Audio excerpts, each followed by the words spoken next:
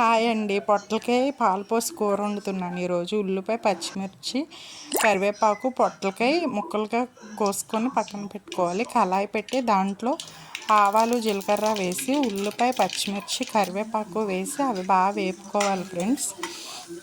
పొట్లకాయ నా చేతులతో తోటలోంచి కోసుకొచ్చాను ఫ్రెండ్స్. చాలా సంతోషంగా అనిపించింది. ఉల్లిపాయలు అవి వేగాక పొట్లకాయ ముక్కలు వేసేసుకోవాలి. ఒకసారి కలిపి దాంట్లో ఉప్పు, కూరకి సరిపడా ఉప్పు, పసుపు వేసుకోవాలి. ఒకసారి కలిపి మూత పెట్టుకోవాలి ఫ్రెండ్స్. అవి వాటర్ ఇంక పోయక్కర్లా, దాంట్లోనే పొట్లకాయలో వాటర్ ఉంటుంది కదా, దాంతోనే మగ్గిపోతాయి. తర్వాత కారం వేసి కొంచెం పాలు గిన్నెలో పెట్టుకోవాలి. ఆ పాలు కూడా పోసేసుకొని మూత పెట్టుకోవాలి ఫ్రెండ్స్. అది చాలా టేస్టీగా ఉంటుంది కూర మాత్రం. చపాతీల్లో చాలా బాగుంటుంది. మూత పెట్టేసుకొని ఒక 5-10 నిమిషాలు ఉడకపెట్టేస్తే కూర అయిపోద్ది ఫ్రెండ్స్. చాలా టేస్టీగా రైస్లోకి కానీ చపాతీల్లో కానీ చాలా బాగుంటుంది. రండి భోంచేద్దాం.